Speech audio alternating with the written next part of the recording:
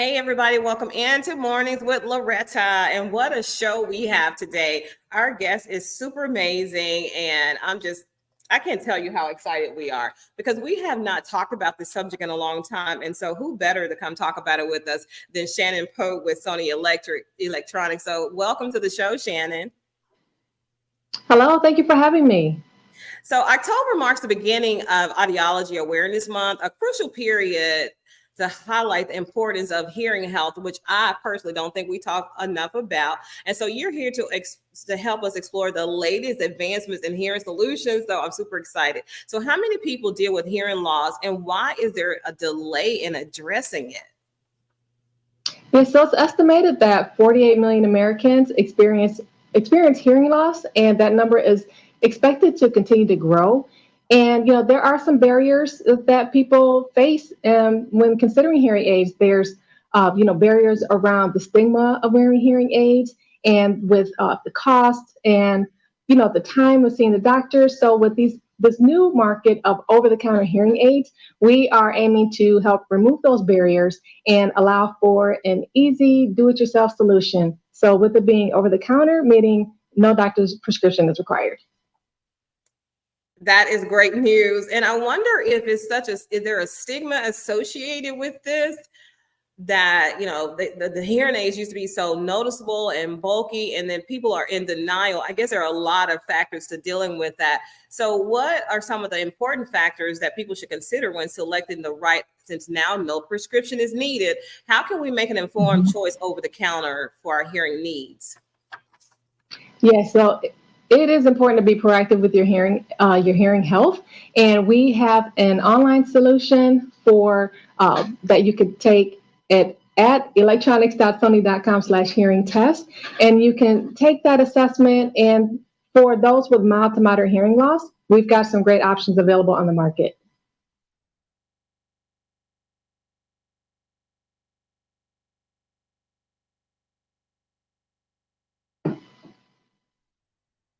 Loretta, I think you muted yourself. Yes, I am. So I'll ask that question again. So can you share some of the resources to help individuals with hearing loss choose the right device and manage their hearing? It's kind of a second part to that first question I just asked. Yeah, so we've got resources available. Consumers can learn more at electronics.sony.com. We also have an online hearing assessment for those over the age of 18 at electronics.sony.com/hearing test. So they can take that assessment and see that evaluation and see, what options could work for them. We've got 2 models available, and to see which one fits in their lifestyle. I love that. I had no idea, just full transparency, that Sony was a provider of hearing devices. So since you are a key player in that space of over-the-counter hearing aids, can you tell us more about some of the newly introduced? You just told us 2. So what should we look for, the newest one versus the older one? And then that's it. We've got 2 available on the market today. One model is the C10. So very small, very discreet, virtually invisible once you have it in your ear. We also have the E10 model, which is more of an earbud style model. So both of those are available today. They're both can be controlled via a app for your mobile device. Again, both very small, easy to use, easy to get.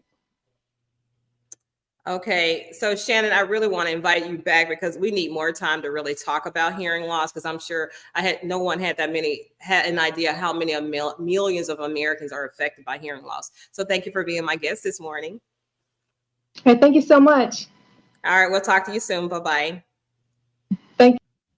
So we're going to keep it moving today. Don't go anywhere. We have 3 more amazing segments. And so coming up next is a spotlight on equity, diversity, and inclusion in the world of tech. I don't think this conversation has been had on our show, so I can only assume it's not being had in other areas. But some people have figured it out. They have figured out that women in tech and non-binary need this awareness. We need to talk about women in tech, and who better to talk about it than Jenny Anderson Frazier, VP of Business Development, Customer Service at AnitaB.org, and Dr. Pamela Gibbs, Chief Product Officer at AnitaB.org. So ladies, welcome to Mornings with Loretta. Thank you so much for having us. No, I'm super excited. And next year, you got to let me know so I can come to the Grace Hopper. Come on in, Yes, welcome. honey, I Absolutely. will bring all this energy there as an advocate need it. for women in tech. Yes, ma'am. You can sit with us. Yes. I am here for this.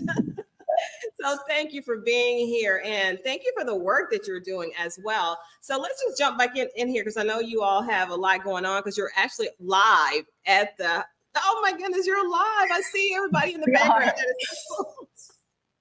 It doesn't take much to get me excited. So why is the diversity, equity, inclusion and belonging so critical in tech? When you think of tech, you're thinking about isolation, you're thinking about a smaller market of people, but it is super important, right? So how do we get other people to understand that?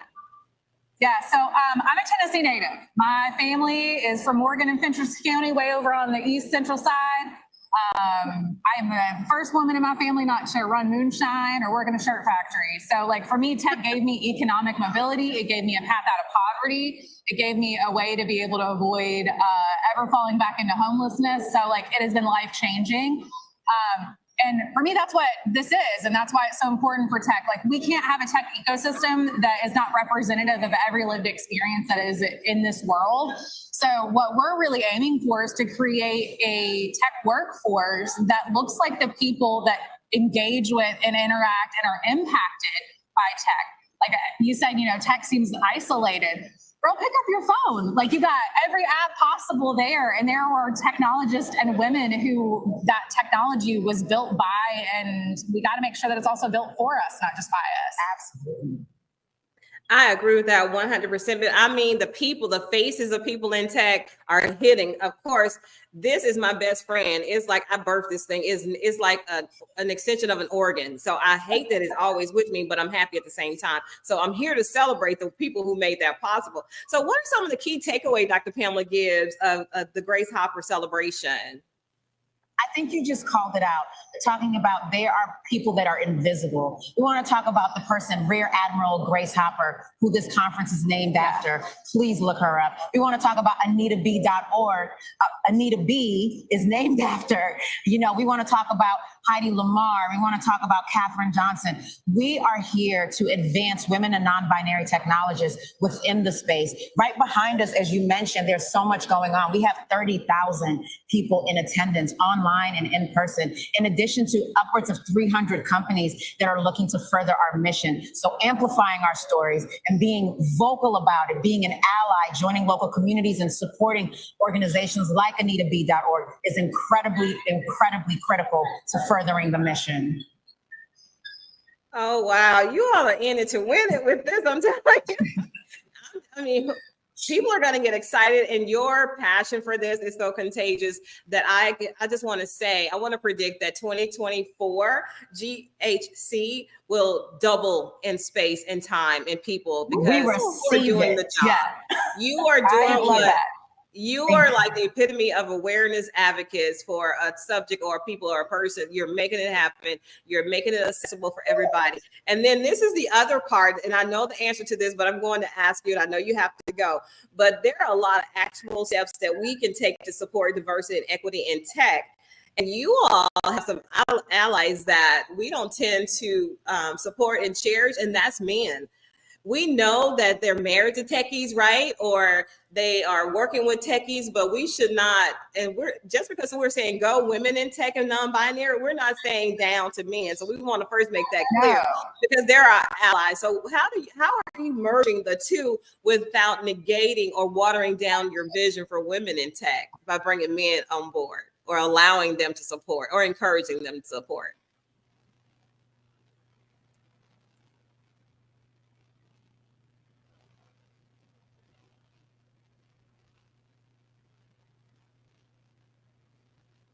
Okay, I guess that must mean we have to wrap it up because I cannot hear you.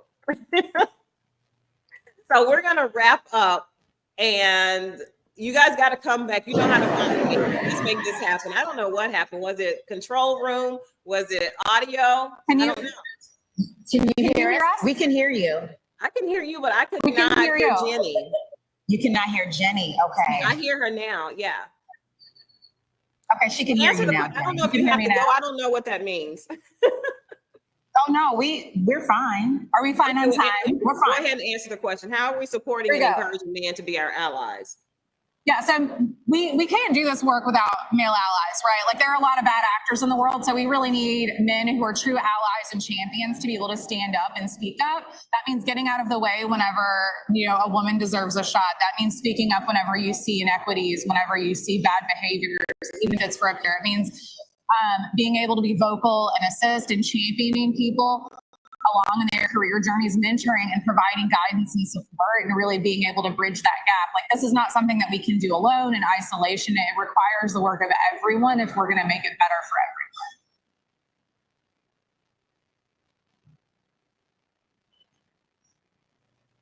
When I say we're having some technical problems and I got people calling from New York, I didn't know if it was your team or not. So where can we go for more information, and where are you? What beautiful city are you in for GHC 2023? Well, this year we're in Orlando, Florida, and like our name, AnitaB.org, that is exactly where you go. We make it very easy for you to support, for you to check us out, and for you to see what other initiatives that we are involved in. So AnitaB.org. AnitaB.org. I'll make sure that it is in the comments. And I'm telling you, your energy and your passion is truly contagious. I won't say I'm non-techie because I can figure stuff out. It's just my thing is more on the creative side. And I have an app and everything, and I still don't know how to work it. But Jenny, go, honey, Tennessee. We Tennessee girls rock. And Dr. Pamela, you're going to be an official Tennessean because I love you already. I love it. Thank you for embracing me. And actually, I want to correct you on that. You are a technologist. You are a technologist. I will add that to my resume. Put it on LinkedIn, girl. It's LinkedIn official. You all have made me official. I feel the love. So please just come back and join us, okay? Absolutely. We will. Thank you so much. Kudos to all women and non-binary people in tech. We do cherish you and we appreciate you so much. Couldn't do it without you. All right, they have to go, but let me tell you, the show does not stop here. It does not stop here.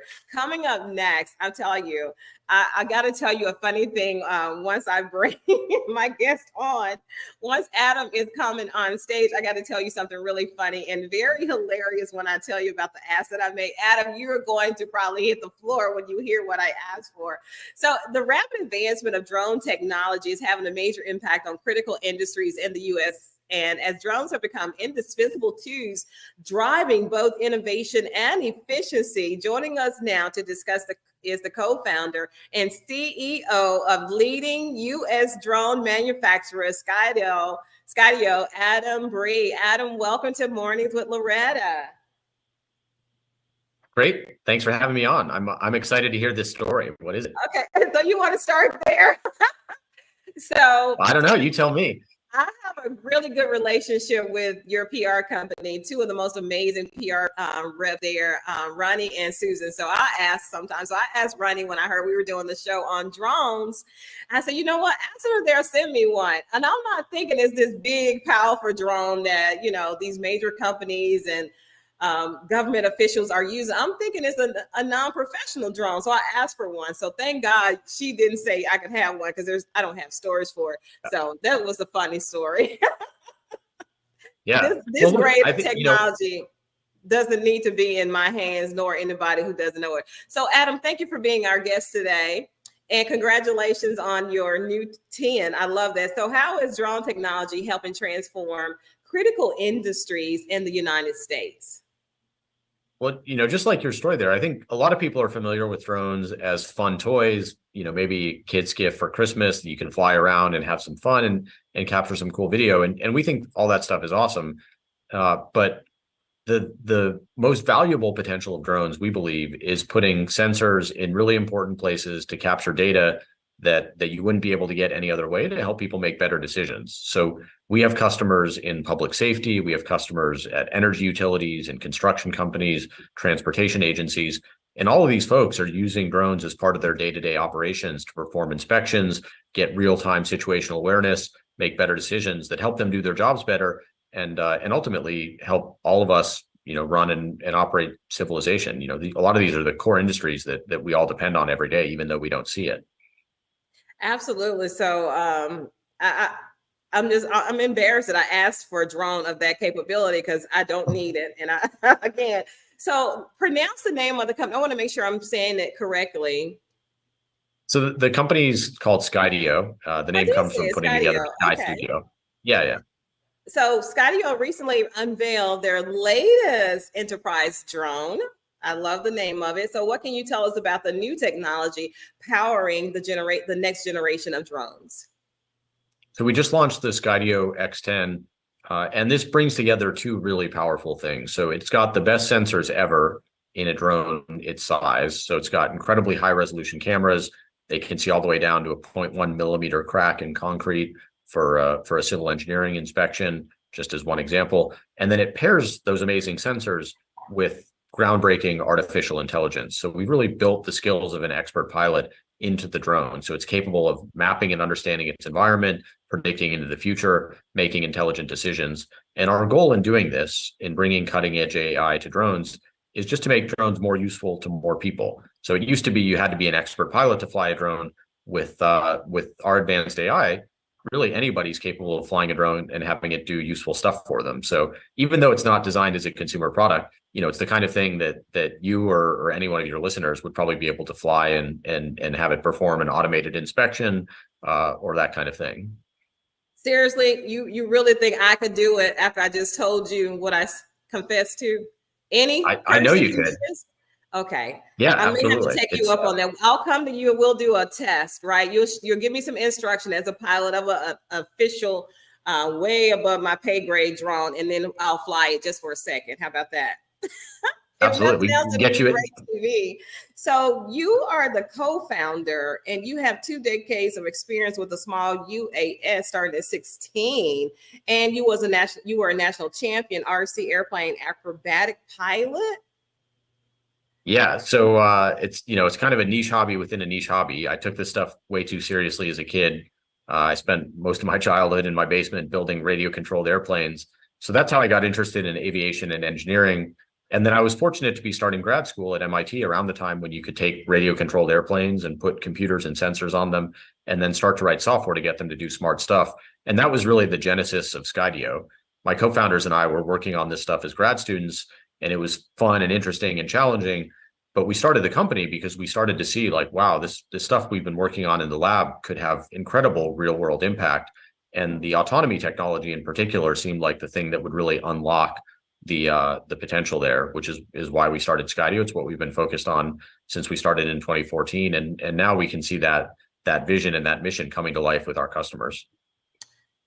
Wow. So your story is phenomenal. And the more I talk to you, the more super impressed. And I'm just in love with this whole thing. So congratulations, because in 2021, you were appointed to the FAA's Drone Advisory Committee. And that's a rarity. You're gonna not find a lot of people who've been appointed to that. So super congratulations. And Adam, I know you have to go, but please tell me you're gonna come on and let's make it happen where you teach me how to fly that industrial drone, because the industries that are using it just blows my mind, because I just think about real estate and homeowners like me or people trying to sell something, but energy, public safety, construction, defense, and so much more are using that kind of great drone. So thank you so much for founding Skydio and sharing it with the world. See you and talk to you soon, okay?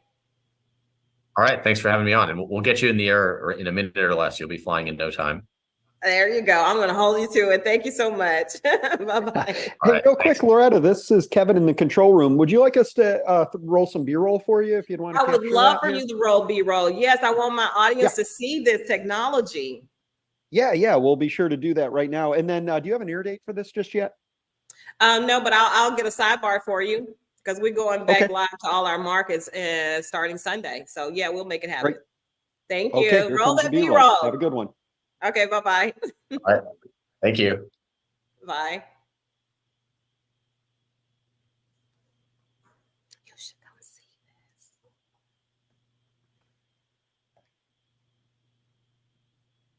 And I guess waiting. Look at that. Oh, yeah. My son has a drone that he flies. Takes a lot of photography with it. Oh my goodness. FBI agent using it.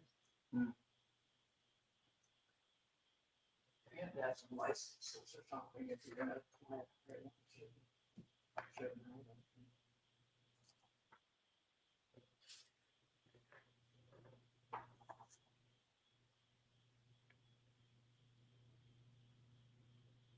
One more. That is fantastic. Thank you so much for that.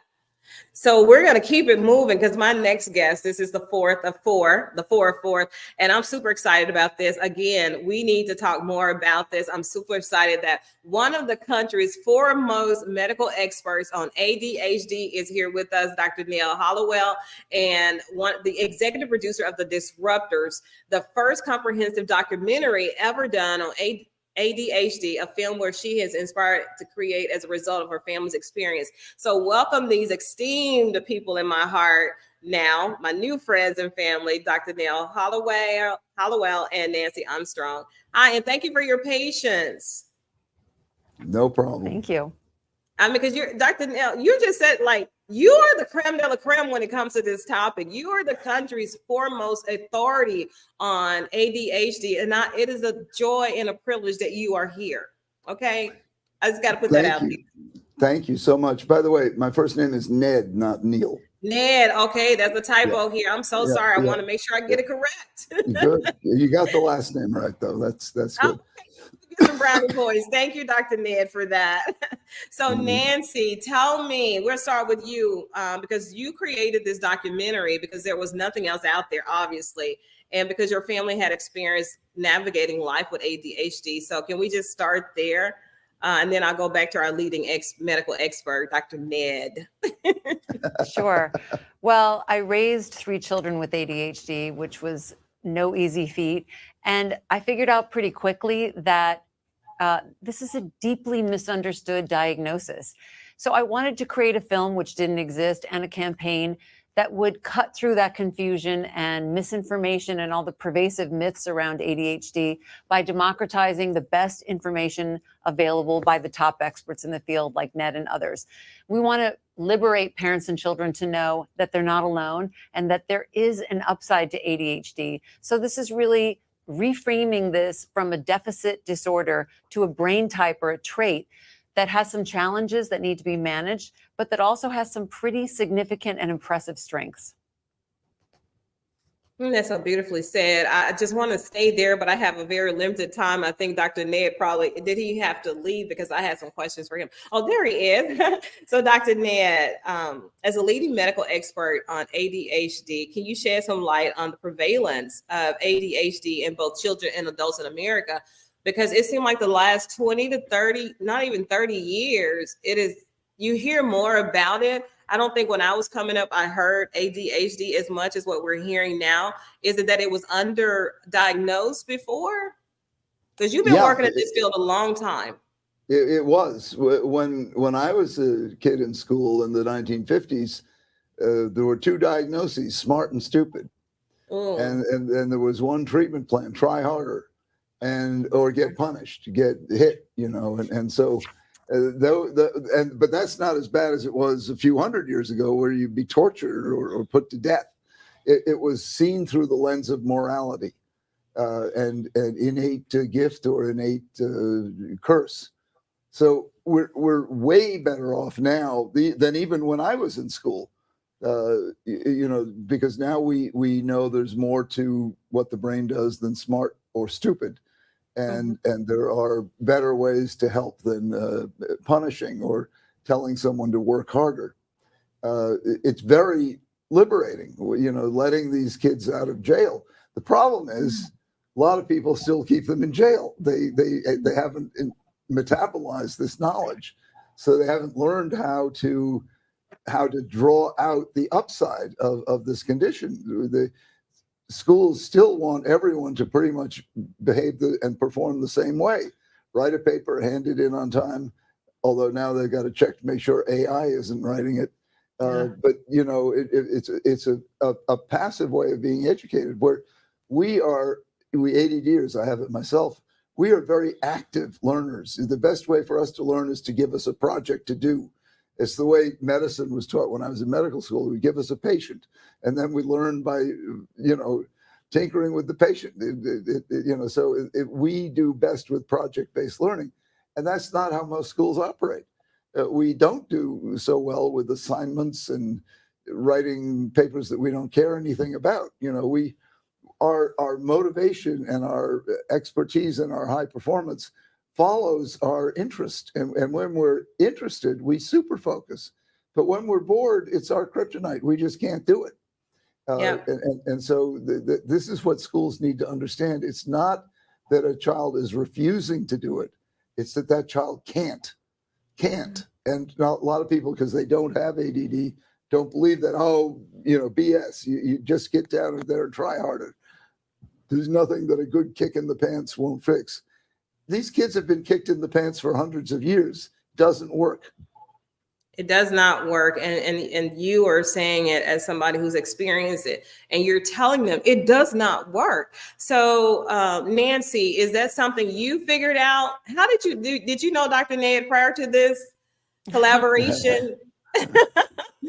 Yes, I've known Ned for years, and I was so lucky to have someone like him, in our lives, and that I could ask for, guidance when, going through raising 3 children with ADHD, and also my husband has ADHD. So he was very helpful to us as parents in navigating that journey, because, the parental unit has to stay together, and it can really rip at the seams when you have not 1, but 3 children who have this to contend with, because it's very difficult to grow up with ADHD, and they are going to need more support. But if we can get them through to adulthood intact, these are creative, imaginative people who will end up being our innovators, our entrepreneurs, our award-winning artists, our business leaders, our Olympic athletes. So we need to take care of them on their way to adulthood, and we need society as a whole to understand that this is who they are. They're not just people who struggle. They're also people that have tremendous gifts. Absolutely. We need to put that on t-shirts and in a book. So I have this one last question, because I know you have to go, but I need you to come back. We got to have more conversations. We have to normalize this conversation about ADHD, first of all. That will help us remove the stigmas when we normalize how people with ADHD and families of those people are valuable. They're rock stars if you give them what they need to be successful. So Dr. Ned, let me ask you this before you go. How can we help educators and families to remove the stigmas and teach people, children, families with ADHD so that they can be successful? How can we normalize these conversations? It all comes back to education. Teach them what we've learned and what we know. Go to upsideofadhd.org for more information and resources. Man, this time goes so fast. So I'm going to reach out to your PR people, because I want to have a do-over where we have more time, because I personally want to become an advocate for this, to create more awareness and education, because we're losing people, and society are losing, like you said, the next innovators, the next Steve Jobs or somebody, because we don't know how to teach. Losing our best people. That's true. Yeah. Thank you so much for having us. Thank you. All right. Thank you for all you do. All right. Bye-bye. Bye.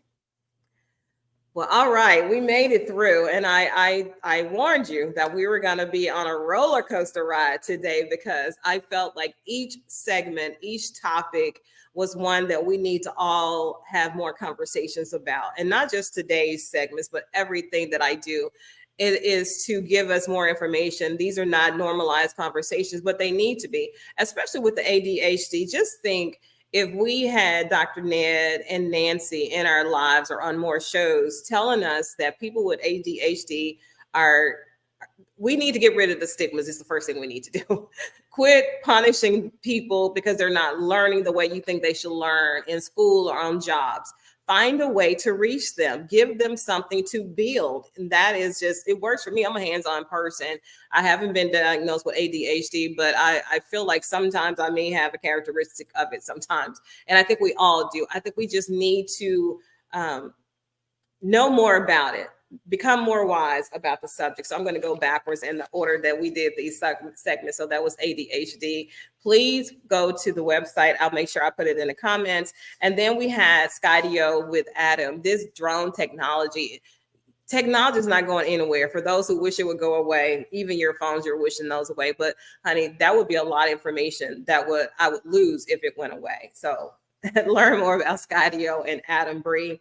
And then we talked about supporting women in tech and non-binary people. We love their products. We love the results of their work and their sacrifices, but very seldom do we champion for them. So the Grace Hopper conference they're holding every year is a way of making it happen, and also introducing more technology that we need and updates. And then the first one that we had was Shannon Pope. She's the diversity and equity queen at Sony Electronics, about the accessibility of hearing aids. You can get them over the counter. You do not have to have a prescription, kind of like reading glasses. You don't have to have a prescription. You just go to Dollar Tree or Walmart, CVS, or wherever you go in, or some of the higher end stores, and get your reading glasses. So now you can go and get your hearing aids. And that is great news. That is worthy of celebrating. So in closing, because you know what, we've done a lot today. A lot of good was done, but I need to close out the show. So as I always do in closing, think positive, dream big dreams, help someone along the way. And I'll see you all very soon. Bye-bye, everybody. Your life live today.